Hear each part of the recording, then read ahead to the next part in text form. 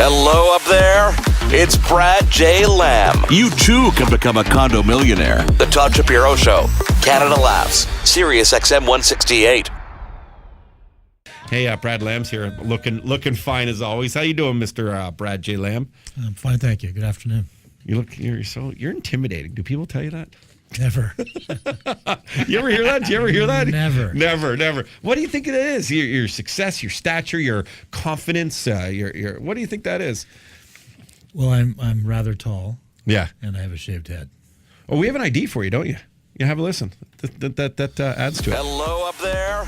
It's Brad J. Lamb. You too can become a condo millionaire. The Todd Shapiro Show.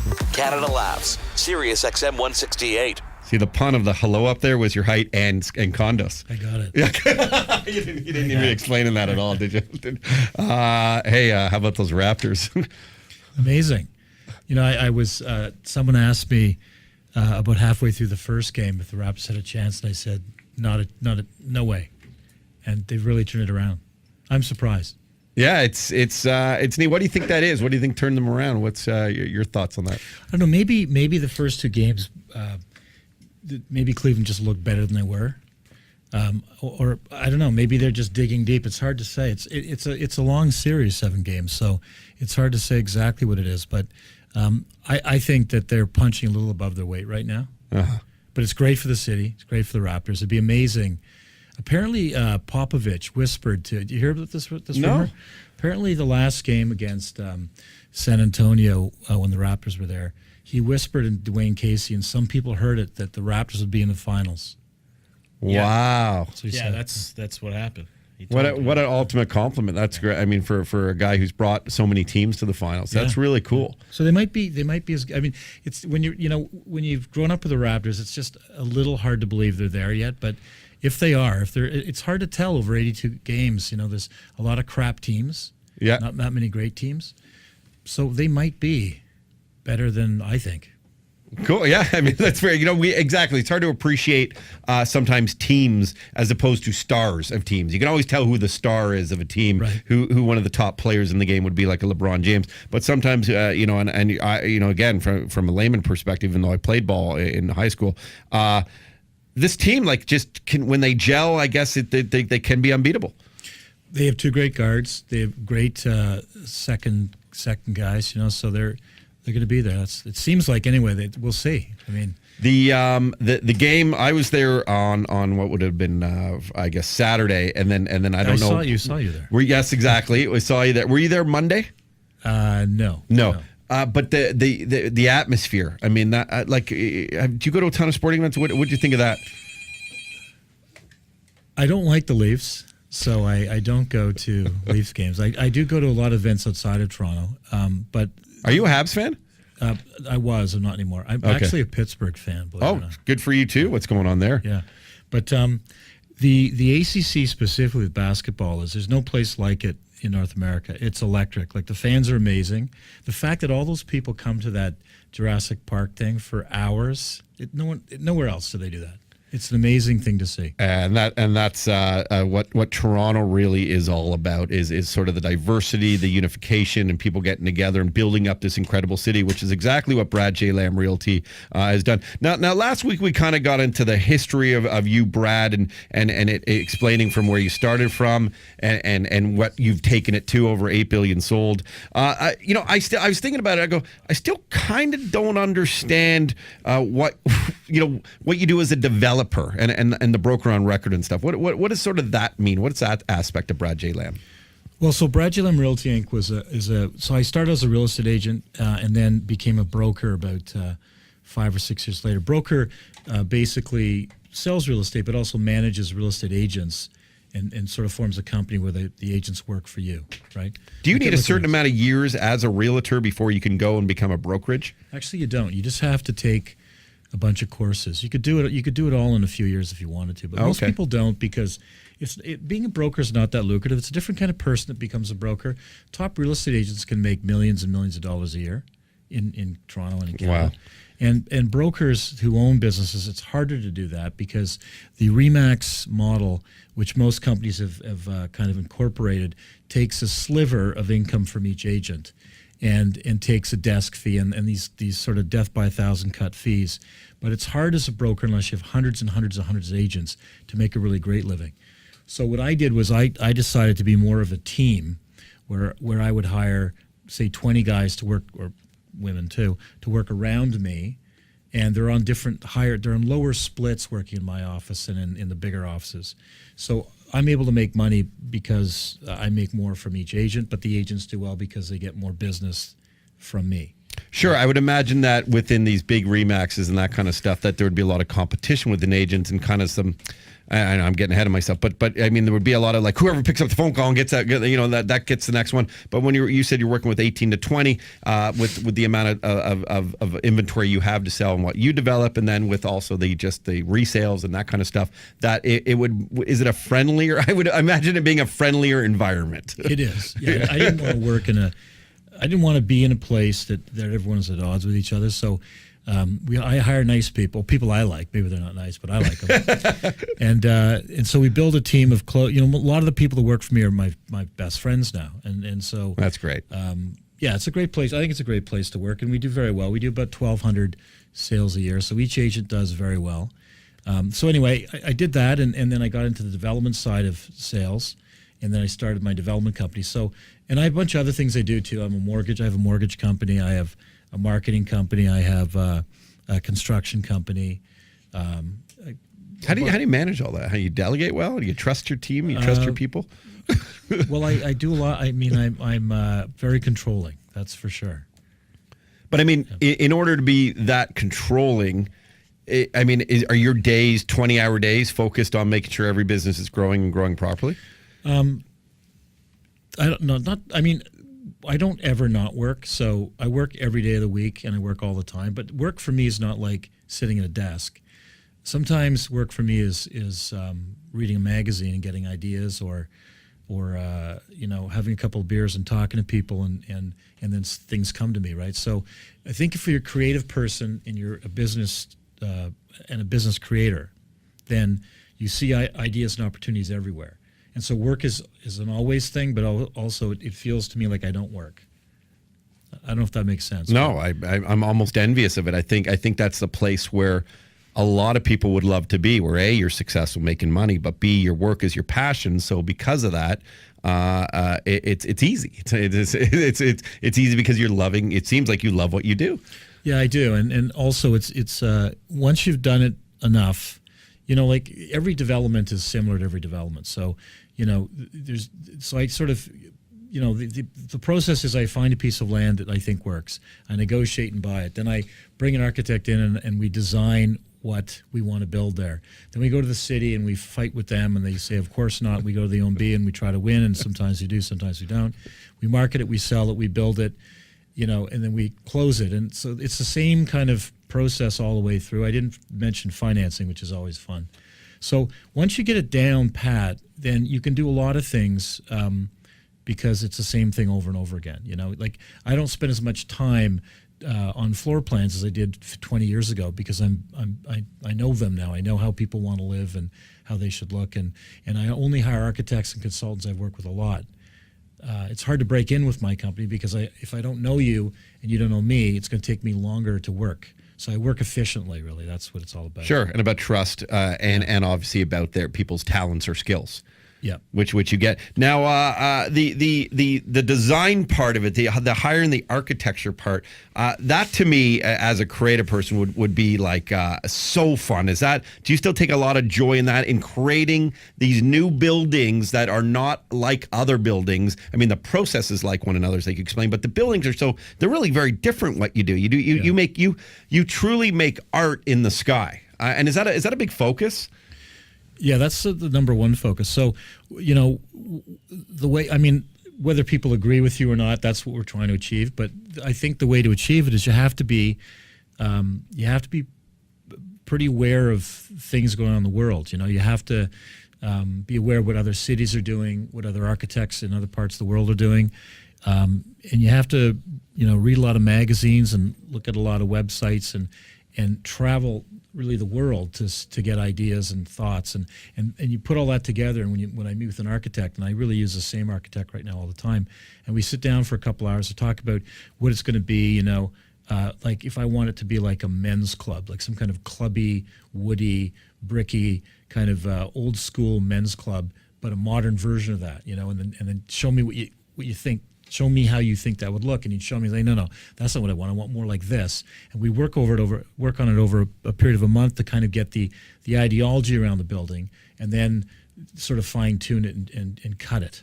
Jay, what would your ideal condo be that maybe you want to recommend to Brad J. Lamb? Here's how it works, Brad. Oh, you got to put on your mic, Jay. Here's how it should work, all right? Stairs, obsolete. We need slides. So you take an elevator up to your penthouse, 50 stories in the sky, water slide right down on the bottom. Okay. Good plumbing. You can make it happen. You'll have a great time. A lot of maintenance fees on that. What would you call it? Oh, I don't know. I know that. I'll leave that up to It'd be Brad. called illegal. That's what you call it. Not allowed. No, that sounds awesome, though. The Wellington House is a project you guys are working on, one of the other developments that you're doing right here downtown Toronto. From what I hear, it's just spectacular. Why is that? Well, before I tell you why it's spectacular, I'll tell you a story of how this came about. So, I'm going to say in the late '80s, early '90s, there was a really cool nightclub there called the Wellington, and I used to go there, and it was one of the first kind of really exclusive places where if you didn't know the door guy or the owner, you're never getting in, right? Before that stuff was really happening in Toronto.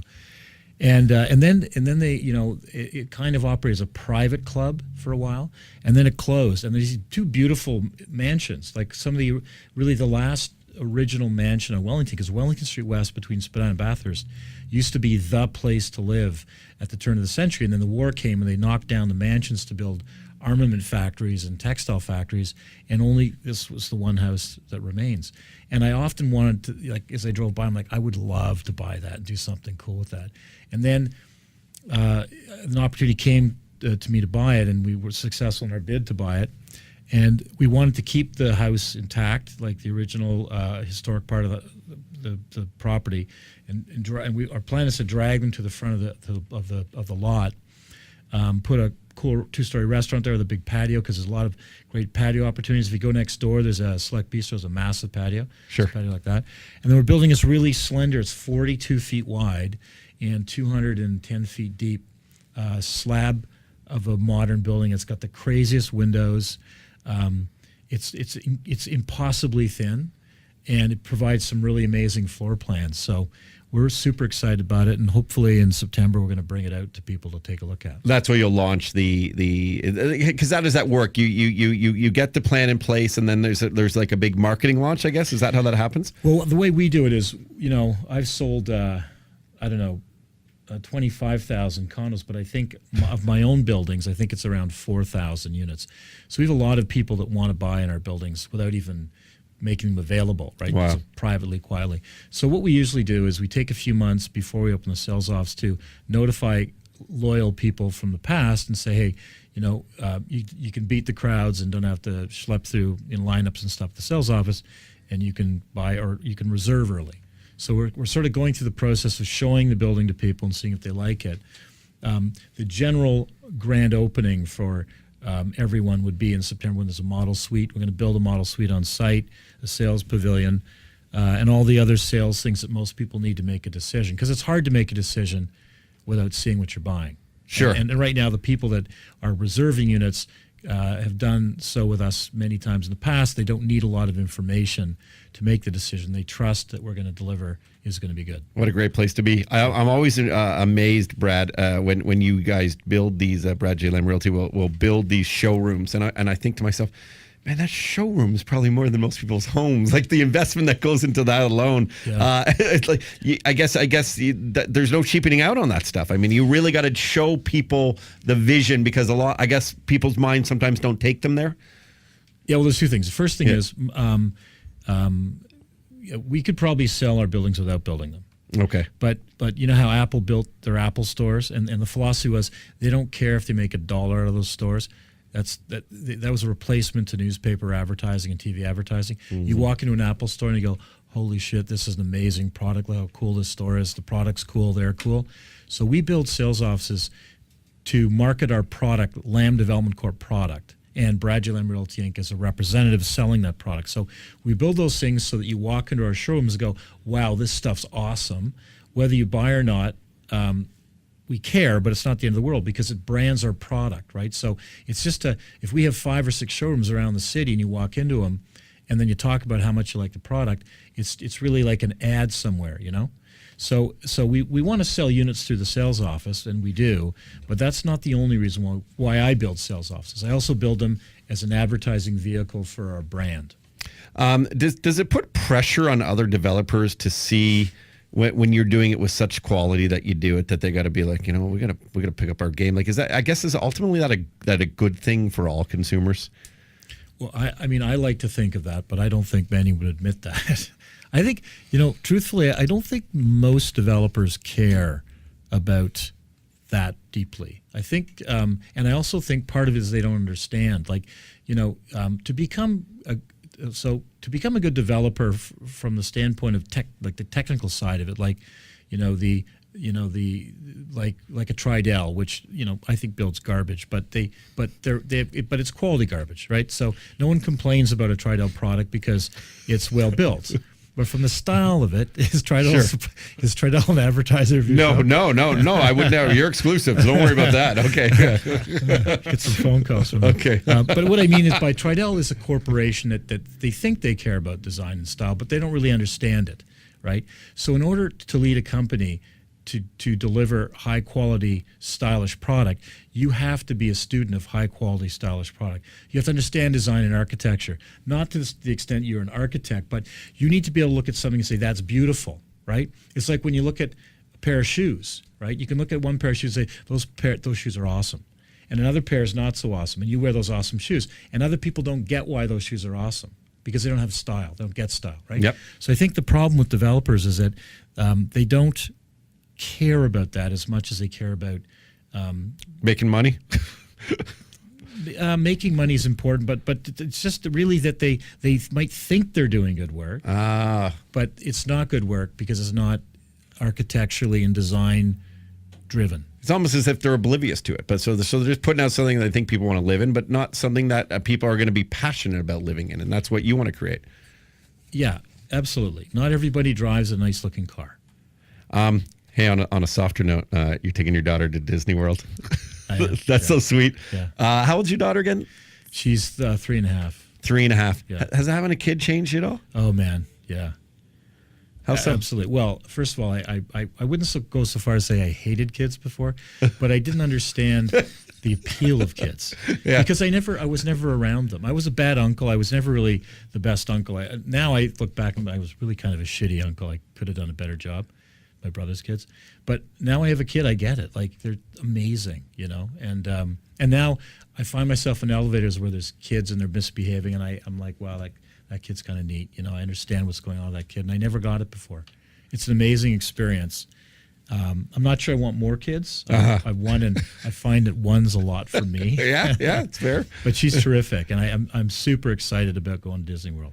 That's great to spend that quality time with your daughter. Do you compartmentalize? So when you get away, will you be like, all right, this is daddy-daughter time, and you know what? When despite all the developments going on in Calgary, Ottawa, blah blah blah, I'm just going to relax and focus on this. Can you do that? Yeah, I do. In fact, we have a two-party management system for our daughter. Meaning, I'm not with my wife anymore. Okay. Divorced her. Yeah. Separate. And what I find is that when I'm with my daughter, that's it. Like I just basically I spend. So when she's with me, I only want to spend time with her and nobody else. It's nice to get to know you as a person because I admire you as a businessman, obviously, from what you've done and how you built up Toronto and continue to do so throughout Canada. What would you say to people who are chasing whatever dream it is of theirs in the business world? They're going out and they're working their balls off or their lady bits off to go and do what they can do to be successful, to be wealthy, and to obviously grow something beyond what most people would ever think they could do. But then those moments where they might have family or they might have, maybe they do have children. What's that work-life balance? I mean, what advice would you give to people to try and still get there without it affecting relationships and the other sort of stuff?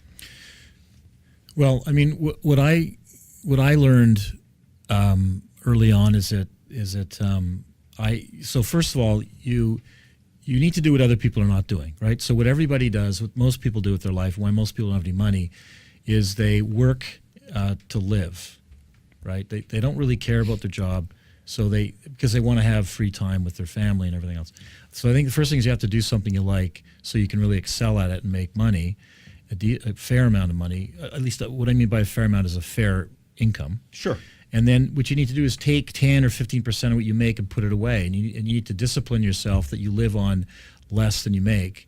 And then you have to take that money, because no one else is doing this, and you have to invest it wisely. And investing it wisely is not putting it in a 1% savings account and wondering why you're not making any money or getting ahead. And it's not necessarily throwing it into a mutual fund and having someone else potentially mismanage your money. It's taking responsibility for your money. And you need to spend time. Everyone needs to spend time managing their money properly and thinking about what they want to accomplish with it. And most people don't do that. And it does take time out of your personal life and your family life, but it's as important as anything else you're going to do, because at the end of the day, you can't live in this world without money. Yeah, and when it comes to that making money, investing well, I guess it's a good segue into you doing obviously all your seminars and investing money. And I mean, I know you, so it's easy for me to say this, but I know that you truly believe in this ability to invest in condominiums and making money, whether you're living them or not.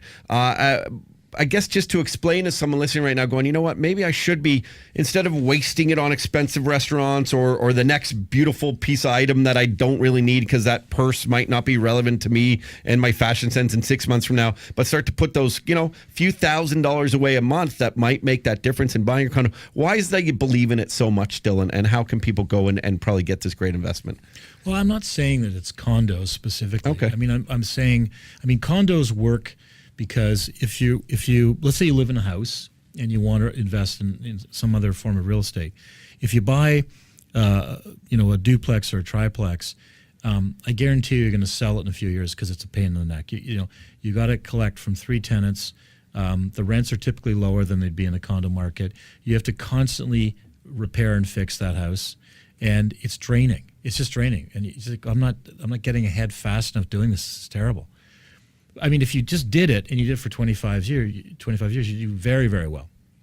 But people, they short-term things. So in the short term, they get pissed off because a couple of checks bounced, or maybe the roof leaked, and they had some of these things that cut into their lifestyle, and they're like, screw this, I don't want to be a landlord anymore. What's great about a condo is it's managed by property management, which is all part of your condo fees. So you have to worry about that stuff. All you have to do is get post-dated checks or get a check once a month from your tenant, put in the bank.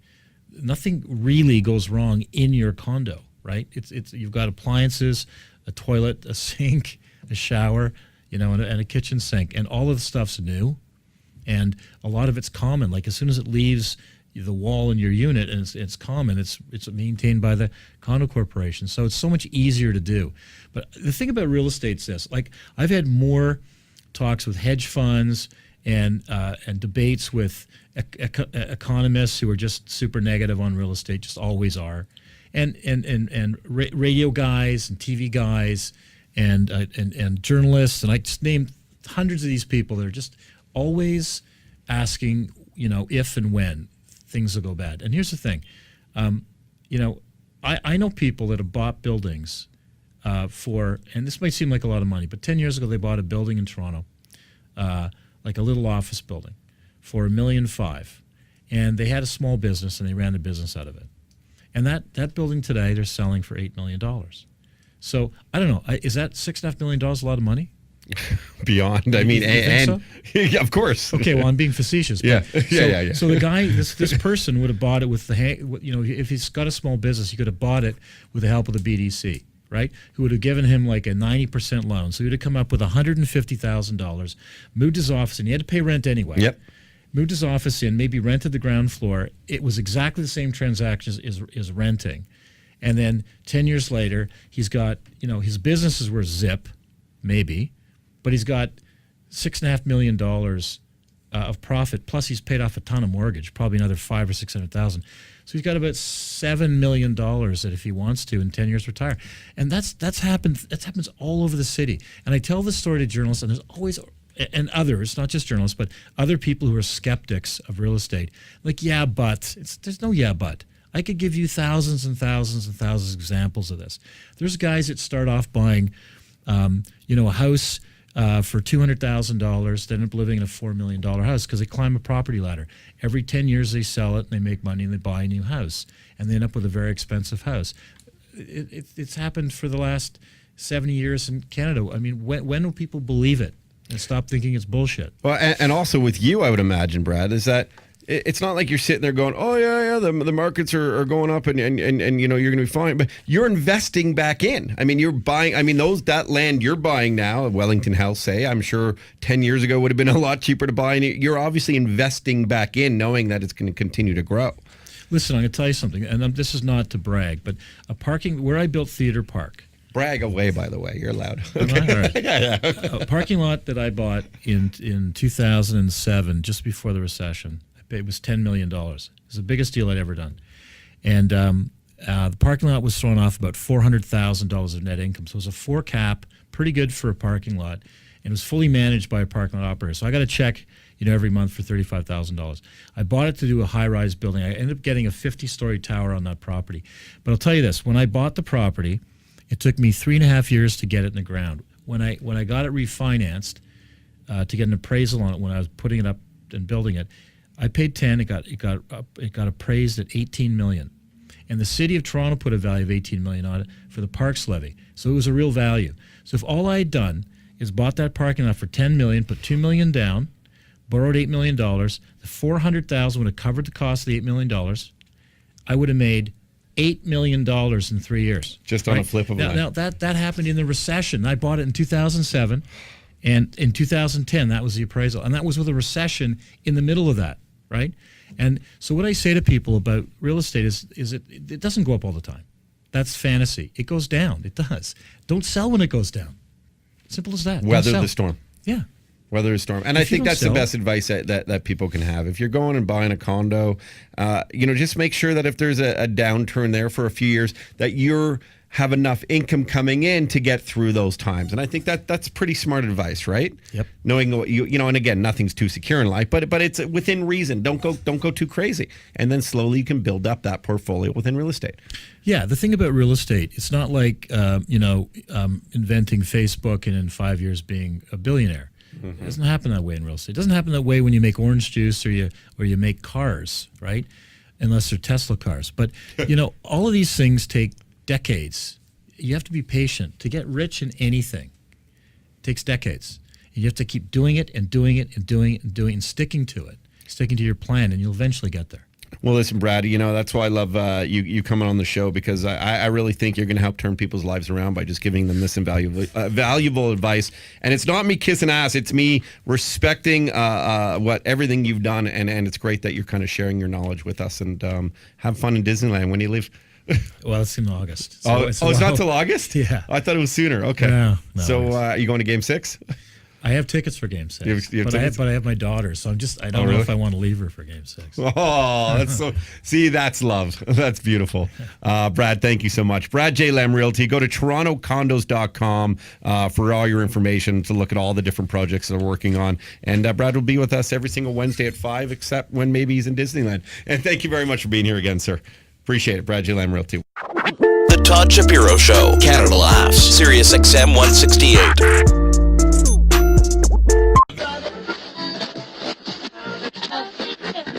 The Todd Shapiro Show. All right, we really appreciate you watching that video. Make sure you check out some more videos. Why not? Let's get caught in the Shapiro Show vortex right here. Or you can subscribe to the channel right here and check out videos at any point, because we're going to give you all the alerts. We do appreciate you being a part of our family. Most families hate each other. Not ours. We love you.